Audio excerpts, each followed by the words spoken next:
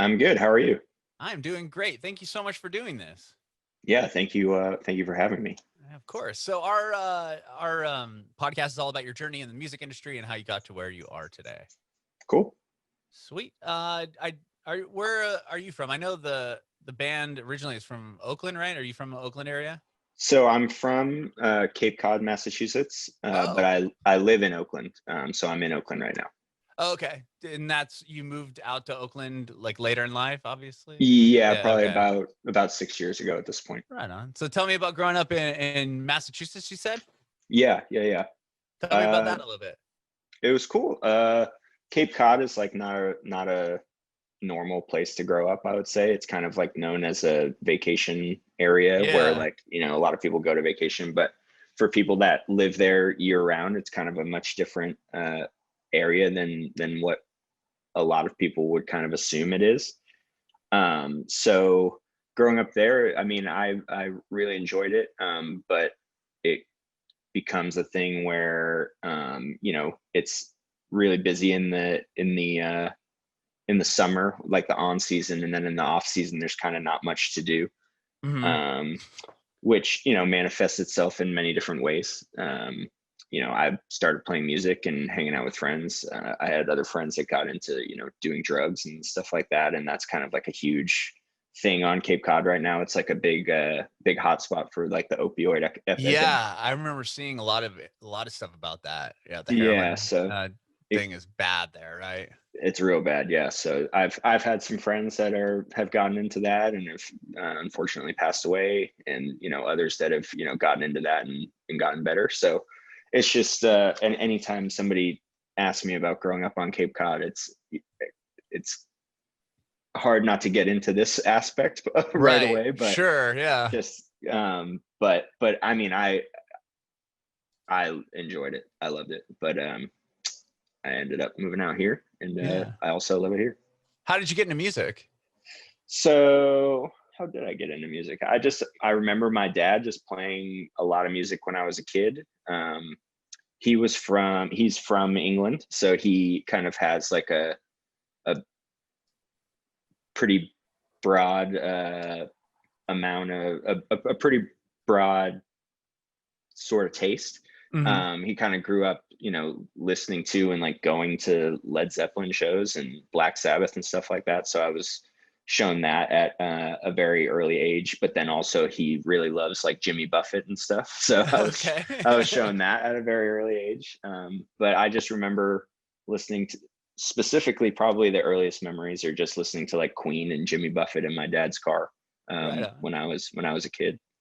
Cool. Um, yeah. What was the first instrument you learned?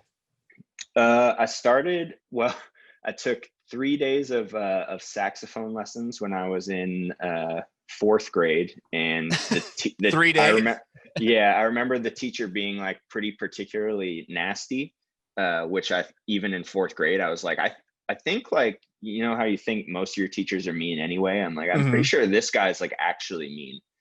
And I told my mom about it, and she was like, "Yeah, you don't need to take this class anymore." So the first instrument I learned on my own accord was bass guitar, and I started playing bass in probably fifth or sixth grade, because that's kind of the earliest that people start forming bands and stuff like that, and Hmm. everybody takes drums and guitar lessons, but there aren't many fifth or sixth graders playing bass. And so when me and Sure. my friends wanted to start a band, one guy was already taking drum lessons, one guy was already taking guitar lessons, so it's like, well, I guess I play bass. Oh, okay. How old are you when you started your first band? Mm, First band, I was in eighth grade. We were called Driftwood, and we had a few original songs, but it was mostly like covers of. I'm trying to think of what we did. We did like Weezer, we did Sublime, we did some other songs. Van Morrison. We kind of covered we were like a All over the wedding band. place. We were like a wedding band, but we were seventh and eighth graders. That's cool. So from that band, what was next for you musically? So from there, I kind of, through high school got more into alternative music. Not that I wasn't into alternative music anyway, but even more and more into like punk and hardcore music. So I joined a hardcore band when I was in high school. We were 16 years old, like straight edge hardcore from Cape Cod. We were called Search. And kind of from there, that was the first band that I ever like did a tour with. We did a tour when we were 18, just when we finished high school. Did you have like a record? Did you guys record a demo or anything? We had a 4 or maybe 6 song demo. We had a few demos. It's funny how that kind of works out. It's just like four releases, but I think they were all called demo because it was all different lineups. Yeah.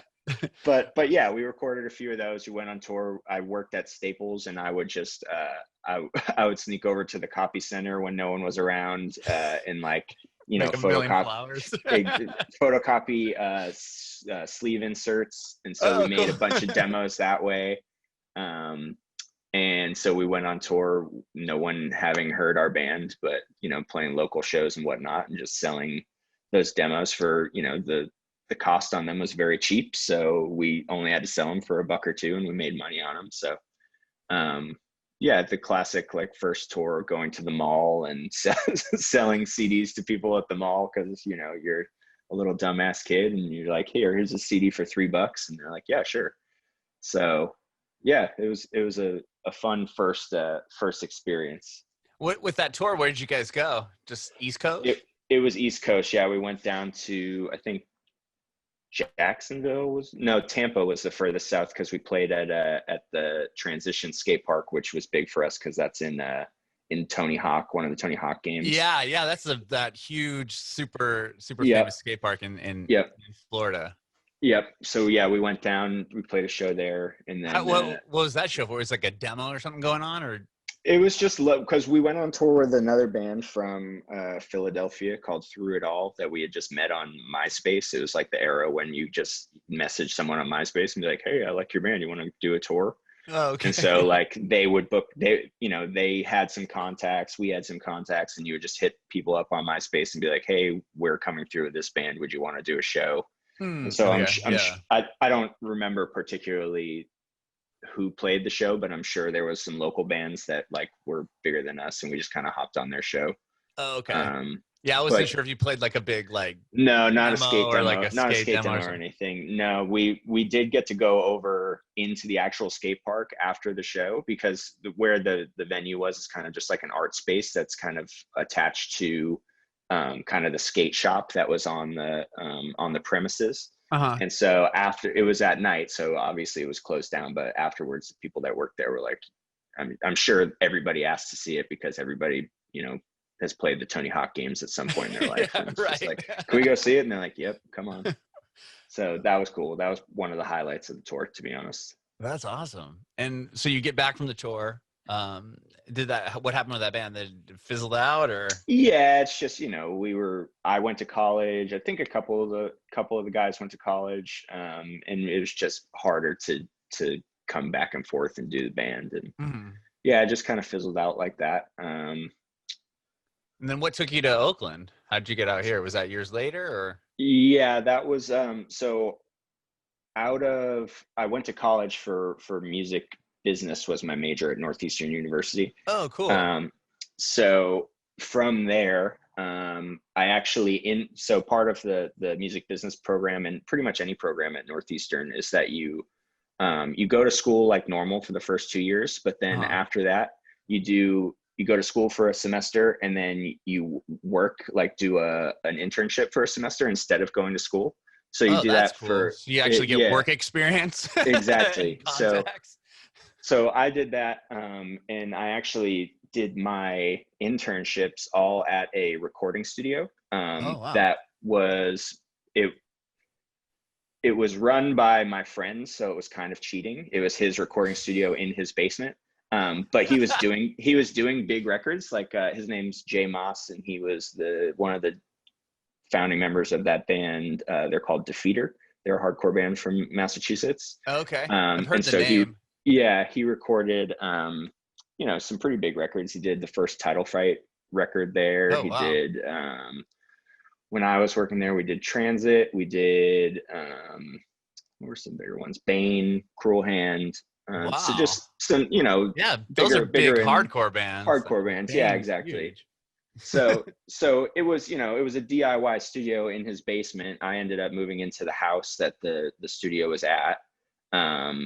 But it was, you know, it was a legitimate studio, and he still records bands to this day. He's got a nicer studio now, but basically from that internship, I met most of the people that would kind of take me into music from there, like into, you know, being in a serious band, that like trying to make it what I do for a living. Mm-hmm. So to tie that back to Oakland, I started working from there. I started working for bands. I was like the merch guy for Streetlight Manifesto for a long time. There was Oh, really? band. Yeah, Yeah, I know that band. that was my first kind of real job in the music industry. And so I did merch for them for 3 or 4 years. But from there, I had always kind of been in my own bands, and I did a tour with a band called The Story So Far, who are fairly big at this point. Yeah, they're massive. And one of the guys is in your band, right? Or he's in the band. Yeah. Kevin. So I met them on a tour that my old band did with them. But I was also, you know, working for bands in the music industry, and they were getting to the point where they had gotten big enough that they needed somebody to be a tour manager. Okay. And I said, you know, I've never been a tour manager before, but I went to school for it, and I've been on tour with Streetlight for, you know, a few years at this point, and I've kind of observed what our tour manager does. And I think I could probably do this for you if you wanted, because we're friends, but I think I could actually, you know, get this done for you. And so I did my first tour with them in 2013, and I'm still their tour manager to this day. Oh, wow. But they're from Walnut Creek. So basically every tour would start with me flying out from Massachusetts to meet them over here. Oh, gotcha. And I just liked it so much out here. You know, I was spending more and more time here between tours, to the point where I was like, you know, I really should just move here. It's so nice, and it would save me a lot of flying, because I don't love flying. Sure. So yeah, I moved here about 6 years ago. Wow. I lived in Walnut Creek for a bit cool. too. Yeah, I mean, I live in San Diego. I'm born and raised here in San Diego, but I got a job. I did radio for years, 15 years, and I was on Live 105 in San Francisco. So when I moved, I lived there because I didn't know anything about the Bay Area. Right. Yeah. But yeah, so that's cool that band is from Walnut Creek too. I knew they're from the East Bay. I wasn't sure exactly where, but that's funny. And the guy from Workaholics is from Walnut Creek. Yeah, Blake, yeah. That's funny. So you start doing these, you're tour managing for The Story So Far. And like with 2013, like what were those tours like? Were they pretty massive at that point, or? No. So the first tour that I did with them, 2013, it was a co-headliner with Man Overboard. And they weren't massive yet. It was kind of like the moment just before they started getting real big. So we were playing, like, there was a few shows that we played that were like 1,000 people, or maybe a little less. I'm trying to think what the biggest show was, but it was mostly shows that were like 400 to 600 people. Like in San Diego, we played at the Epicenter. That place doesn't even exist anymore. Yeah, that place is, but I think it was like a student union run venue or something like that. I don't know. It was a teen center, and it was dude. When I was in high school, that was the place, because every band would play there. Like that was like, if you were like a Bane type band, you would probably play at the Che Cafe, which is like the super hip place on SDSU's campus. But anyone that's a little bit bigger, like Good Riddance, No Use for a Name, like all those bands, when they came through San Diego, they would play the Epicenter if they're going to do an all-age show, because we didn't have House of Blues at the time and any other all-age venue. So it was always But unfortunately, like within the past four years, they just stopped doing shows altogether. We loved that show. It did seem kind of unsafe, because I remember looking out and there was people like in the rafters above the stage watching the show that had just climbed up there. They didn't even have they had like this like janky little like barricade that they would only put out like half the time. Yeah. So like you could be like like right up onto the stage and like touch the members. Like it was pretty, pretty wild. I think they asked us if we wanted to put that barricade out, and we were like, that looks like it would be more dangerous than not having one. So right. we'll just not have one. That's funny. I saw Girl Talk there years ago. 10 oh, years. wow. And it was so awesome because what he did was on the stage, he did no barricade too. And he told everybody that they were allowed to come up on the stage with him. Mm-hmm. And before he started, when he was kind of explaining what's going on, he was wrapping his gear in like cellophane, but like, you know, if you're moving, like you wrap your like couch in it. Yeah, he's sure. rolling it around all of his gear. So like when the people came on the stage and they're dancing and sweating, it wasn't sweating all over his equipment. It was just it was really funny. But it was a similar thing. He was just like, yeah, I don't need the barricade. Just come up on the stage with me. He played at my college a couple times when I was in school. He did the same thing. So did he? That's really funny cool that you say that. Yeah. That's rad. That's cool. So you're tour managing for them. You said the first tour was that with Man Overboard, which is crazy. And then you've just been doing it with them ever since and watched them kind of. Yeah, exactly. Skyrocket as a band. Yeah. That's awesome. And then, so tell me about forming Elder Brother. Is that the first band you've started or joined or played in since doing the Story So Far stuff? Yeah, because I was in a band before Elder Brother called Daybreaker, which was the band that I had met.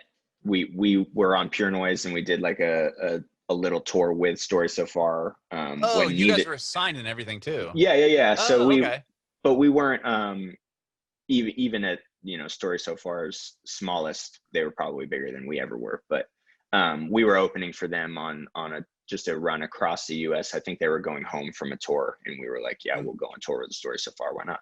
Oh, okay. And that was probably in like 50 to 100 cap venues, like real small, real DIY. Mm-hmm. But then I hadn't done once that band kind of broke up, I hadn't done anything for a while just because I was working. Going out on tour with other bands doesn't leave you very much time to do your own stuff. Sure. But when I would be on tour with Story So Far, their guitar player, Kevin, would be playing, we would just be hanging out playing guitar, and he would play, kind of indie sounding. I don't know how to describe it, but just, he would be noodling around on stuff that didn't sound like it would ever be anything that Story So Far could or would ever use. Sure. But it sounded good to me. And I had been messing around with some stuff on my own that kind of fit in the same vein. Mm-hmm. And so I think it was between tours at one point, we were just kind of like, why don't we just record what we have and see how much we have and if we would want to do a band or something. So we recorded our first album more as just an experiment, kind of just like what would come out if both of us worked together on music together. Mm-hmm. And our friend Jake that runs Pure Noise Records was into it and put the record out, and just kind of been going ever since then. And it makes it Heavy Head. Yeah. Okay.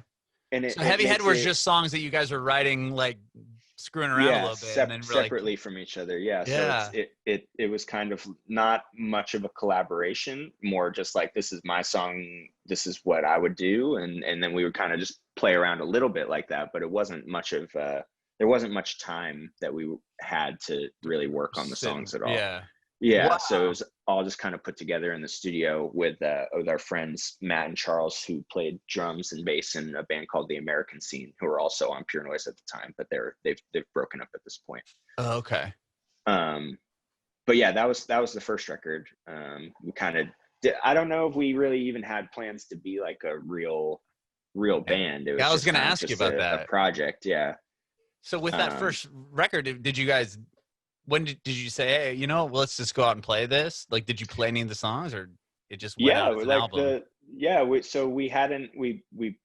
We hadn't even formed the band before the record came out. I don't even think we had announced that we were a band until it was already recorded and everything. Okay. But then Story So Far's booking agent, who's also my friend, was just like, hey, we've been getting some inquiries on whether you guys are like a real band or if you want to play any shows. So I have this if you'd want to play these few shows. And we said yes, and kind of just went from there. It was playing live was fun. So we played some more and just kind of went from there. And it makes it easier because, you know, like I said, I'm working for a band, makes it harder to be in your own band, matching that with everybody's schedules. But when the only other person in your band is in the band that you work for, our schedules match perfectly. Line up. So, yeah. That's cool though. So did you, like, when you were getting those shows booked, did you have to find members, or did you guys just play as the two of you? Yeah. So, the first shows we had booked I think it was 4 shows on the East Coast. It was really mainly just booked around this one show that was like, what was the brand name? Glamour Kills. They would do like a holiday show every year. And so they asked us if we wanted to open it, and we said yes. So I think we booked maybe 3 more shows around that show. And then of course, so Kevin, the show was in New York City. So Kevin flew out from Walnut Creek to Massachusetts, where I was still living. And we got a couple of my friends from Massachusetts to play in the band. Oh, okay. And then of course, you know, that first show, it's supposed to be in January, I believe, or maybe February, in New York City. So there was freezing. There was a giant blizzard and the show got canceled. Oh my gosh. So that show got canceled. But the rest of the shows on the tour, I think 1 more got canceled, but we ended up playing 2 shows out of the 4. That's good. So you didn't fly out. But the 2 shows went well. Yeah, exactly. So the 2 shows went well, but you're still living on the East Coast. Yep, that was when you guys just came together to do the one record, or when you guys were working or whatever, you found time to do the record. And then you have 2 other albums. So the second album, Stay Inside, was that similar, or were you guys just writing on the road, or how did that work? No, so that record actually, fast forward to 2015, I moved out to the Bay Area to my first place was in Pleasant Hill. Okay. Living with Kevin. So we had plenty of time to write songs together at this point. So that record we wrote, it was mainly me and Kevin. But that was like fully collaborative. It wasn't like I have this song and you have this song. That one was just like, us you guys hang out in our living room. Wrote together. Gotcha. Yeah. Was that different? Like, yeah, I mean, it was the record before that, obviously you could still have input in the other person's song, but they were pretty much fully formed, like the verse part and the chorus part. And this is how I'm hearing it, and this is how I imagine it. Whereas, you know, if you go into a song and most of the parts are already there, you don't really have much room to move around.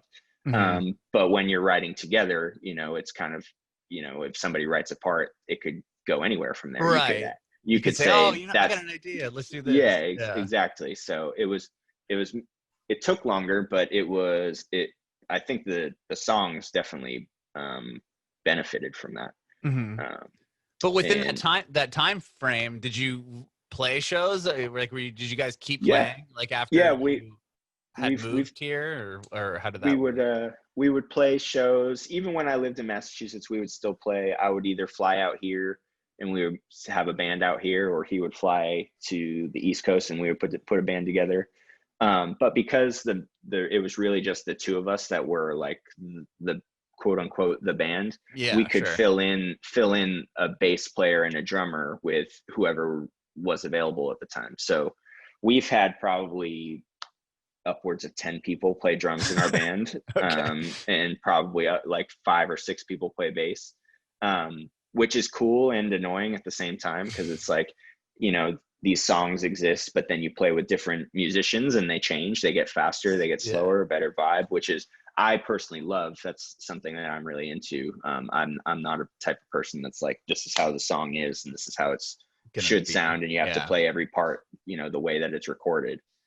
So that part is, I've always actually really appreciated about our band. But then also having to teach people the songs every time you want to get together, it just is such a pain. That's what I was wondering. Yeah, that might it's super like annoying.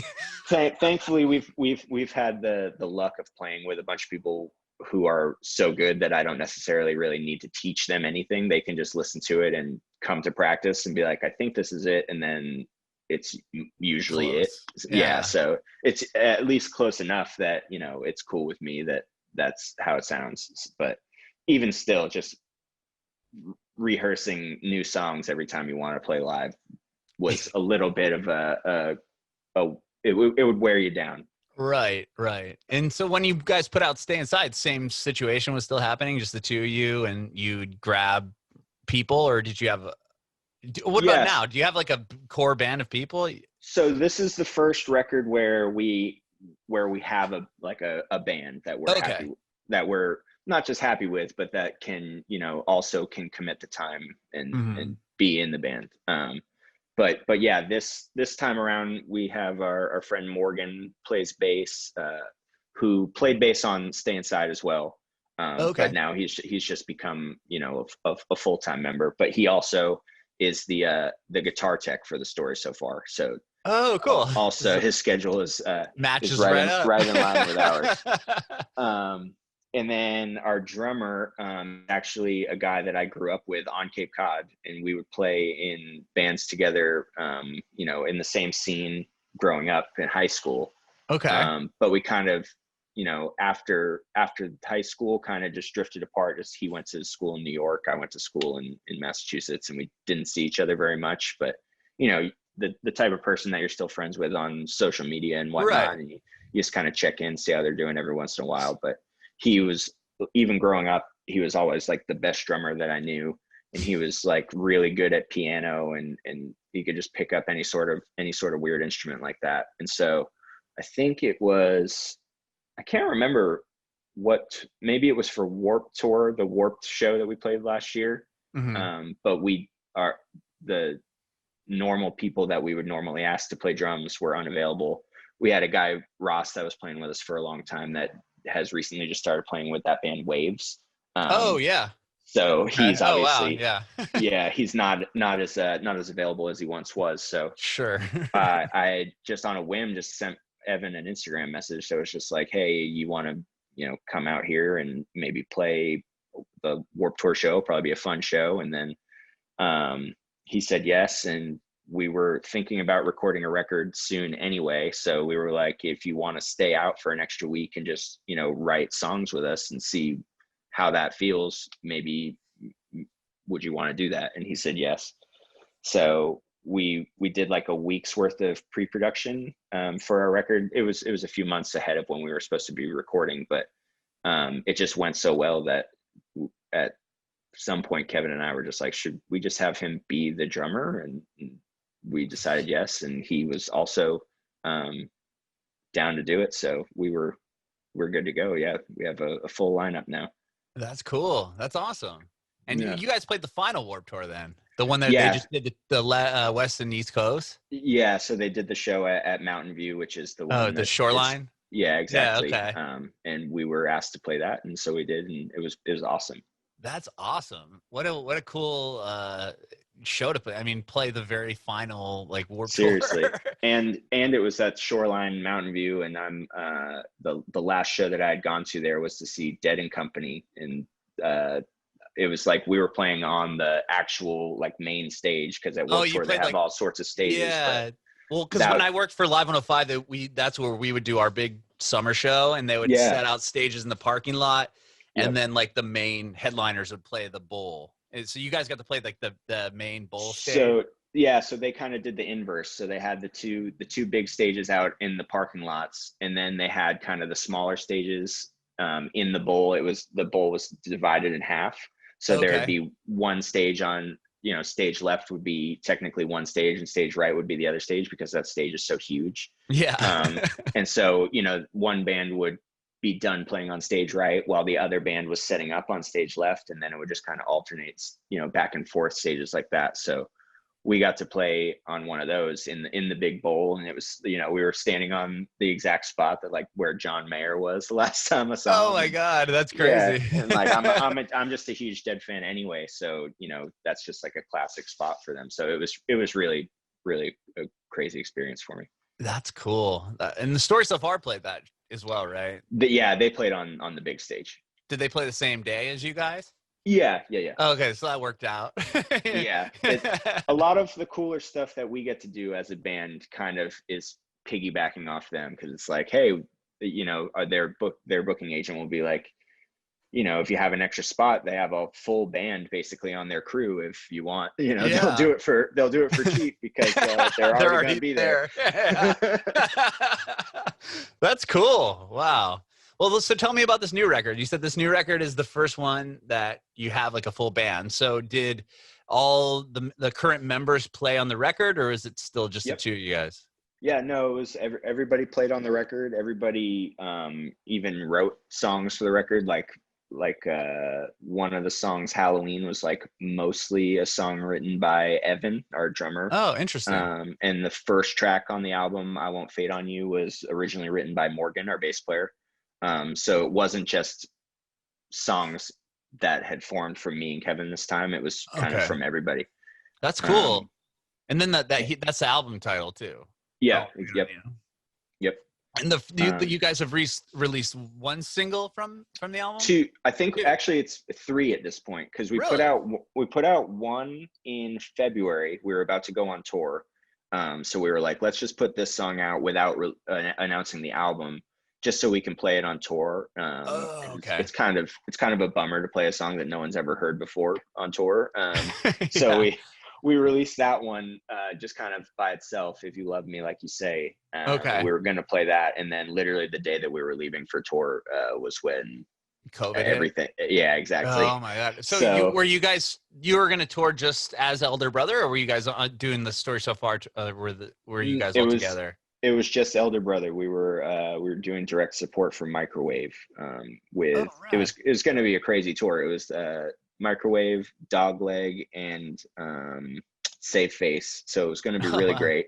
Yeah. And was it the full country, all the whole U.S.? Or? No, it was East Coast and Midwest only. There was like a West Coast leg that we weren't available for due to some Stories So Far stuff. Yeah. But East Coast we were going to do. So you guys are all geared up, ready to go. And then when did you find out that the tour was canceled? Were you already on the East Coast? No. So it was actually, we were in talks with our booking agent, who is also Microwave's booking agent, just being like, hey, we are going to have to leave for this tour Friday. I think the first show was going to be a week from before we left, because we were going to leave from Oakland, drive to New York to practice with Evan and pick up his gear, and then gonna go do the first show in Chicago or something like that. But so we were like, if this is maybe gonna get canceled, we need kind of a heads up, because it would really suck to drive all the way out there and then have everything get canceled. And, you know, it was such a fluid situation. No one knew anything that was going on. But I was like, I can't tell you that it's definitely going to get canceled, but it might be a good idea to not go. And so we put off the day that we were going to leave by a day, just to see if anything, you know, got better, which is thinking back on it, like in one day, that's the stupidest thing. But nobody knew anything. No one knew anything. So, but yeah, eventually it just got to the point where we were like, listen, I don't think we can, this doesn't seem good, so I think we're just going to not go. And then Brad was like, okay. And we were trying to figure out, like, do you announce that we're dropping off the tour? What's going on? And Brad's like, I wouldn't do that yet, because I think the whole thing's just going to get canceled. Mm-hmm. And then eventually everything got canceled. So. Yeah. Wow. Oh my gosh. At least you hadn't, you know, got all the way over there yet. That's the silver lining your first for me. shows, Yeah. you know, exactly. Yeah, the blizzard. Wow, I didn't even think about that. Yeah, wow. I know. I've talked to a few people that were like on the road or in like in UK, and it happens, and then they're like trying to scramble to get back. I can't even imagine what it would have been like to be outside of the country. Yeah, I mean, yeah, they were basically told. I forgot who I was talking to. They were out on the East Coast. Or no, they're in the UK or somewhere in Europe. And it was basically when Trump came out and said, you know, we're shutting the borders down to the US. You can't come in. So everyone was in like a frenzy, thinking like they had like 24 hours to get home. And he told me this crazy story about how he somehow, you know, got onto a flight and got back to the States, but yeah, I can't imagine being in that situation. But No. still, like having a whole tour ready to go and being stoked for it, and then having it pulled right from under you, that must have sucked still. Yeah. It definitely wasn't fun, but I mean, you know, could have been worse. Sure. So the lead single off the record is I Get So Tired of You. You have a video for it. Tell me about that song a little bit. That song is another one that was kind of that I probably wouldn't have happened if we didn't have a full band lineup. Okay. Because Kevin wrote, I think, the original, you know, seed of the song, which was really just that main keyboard line that's going throughout the song with the bass. But we've always been kind of wary about doing songs with a lot of keyboard or that are keyboard focused, just because, you know, it's hard to pull off live if nobody's really a keyboard player. But now that we've got Evan in the band, who's like one of the best piano players I've ever heard, like period, not even just like that I've been in a band with, just like he'll just sit down and play some classical stuff, and I'm just like, dude, what the hell are you doing in a band with me? But that kind of him being able to play it so easily just kind of gave us the confidence to kind of pursue a song like that. So yeah, it's the main line in the song is really keyboard based, and it kind of just came from there. But yeah, like I said, I don't think we would have even explored that seed if we didn't have that new capability in the band. Yeah. I love the music video as well. Me too. Tell me about the concept of that. It's so ridiculous. I got to tell you, I really had nothing to do with it. The guy that did it, his name is Mason Mercer. He's a very talented guy. He just did some videos for Angel Dust, and I think he's done some for Basement. And cool. So Jake from Pure Noise was like, hey, I think Mason's interested in doing a video for you guys if you want. And so we had discussed it a little bit. He had a few ideas of what he wanted to do with the video that we were excited about, but then also that was before COVID hit. So they entailed having like a large cast of people, and he lives normally in New York City, but when COVID hit, he went to go stay with his parents in Springfield, Missouri. Where, so, you know, he usually rents like really nice camera equipment in New York. He's got like a camera guy, and he's got, you know, a casting person. And so being in Springfield, it's like, you know, it's like having somebody else's tool belt, you know what I mean? So all the ideas that we had originally didn't really work. But he was like, I kind of have this crazy idea, and he explained it to me a little bit, but really, what he explained to me was really nothing like what he delivered to us. But I personally don't watch music videos that often. I grew up, I'm 32, so I grew up with music videos like MTV and Butthead and stuff. But at this point, it's like, I don't know if I really would watch another music video of a band performing in a warehouse, and, you know, there's like the B storyline of like a guy and a girl breaking up, and of course, like driving in a car or something. It's just not interesting to me. 10 million music videos of that same exact storyline. Right. That's what I'm saying. So it's like, when he asked me if I had any ideas, I'm like, no, not really. Because I don't really like or think about music videos too often. But I like his because they're always off the wall. And so I was like, listen, the type of stuff that I like that is memorable to me is like Foo Fighters and Blink-182, those types of videos that are just funny and weird. So he was like, I told him, I trust you. I'm cool with it to be weird. I'm cool with it to be funny. Like, I just really want it to be something that somebody, whether they like it or not, remembers it. You know what I mean? And he sent the first cut he sent was pretty much what the video ended up being. Really? I watched it, and I was just cracking up watching it. I'm just like, dude, what the fuck is wrong with you? This is awesome. Sorry, I don't know if I'm allowed to swear. You're allowed to swear. Yeah, cool. But yeah, I saw it. I was just cracking up. I was like, dude, this is not what we had talked about, but B, incredible. So Yeah. So that concept wasn't even anything. He just showed up and was like, "Hey."